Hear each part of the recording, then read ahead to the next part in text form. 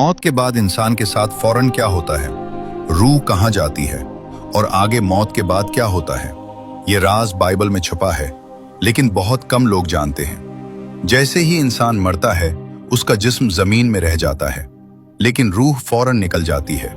ये लम्हा इंसान के लिए सबसे अहम होता है, क्योंकि फैसला की शुरुआत यहाँ से होती है। मट्टी जमीन में लूट जाती है और रूह खुदा के पास जाती है। वाइज 12:7। रूह फौरन दो जगहों में से एक जगह जाती है।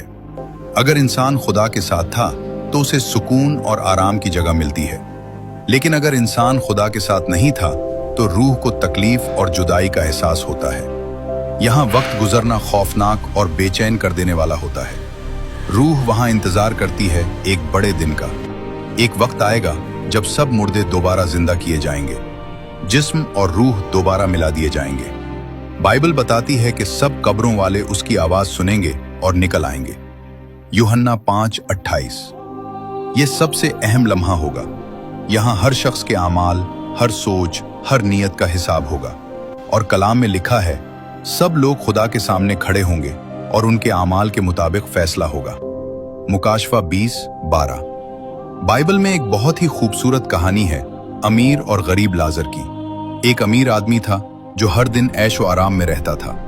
वो महंगे कपड़े पहनता, खूबसूरत खाने खाता और हर चीज में राहत में रहता था। इसी शहर में एक गरीब आदमी भी था जिसका नाम लाजर था। वो बीमार और गरीब था और अमीर के दरवाजे के बाहर पड़ा रहता था।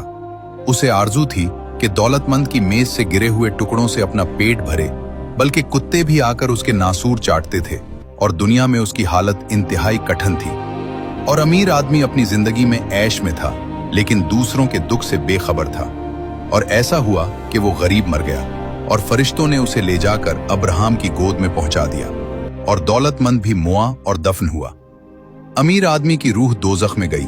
उसने पुकार कर कहा, ए बाप अब्राहम, मुझ पर रहम करके लाजर को भेज कि अपनी उंगली का सिरा पानी में भिगोकर मेरी जबान तर करे, क्योंकि मैं उस आग में तड़पता हूं।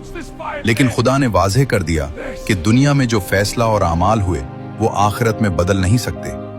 तो असल सवाल ये नहीं कि मौत के बाद क्या होगा, बल्कि ये है, आपका नाम जिंदगी की किताब में लिखा है या नहीं, क्योंकि ये फैसला आज की जिंदगी में होता है और इसका असर हमेशा के लिए रहता है। आमीन।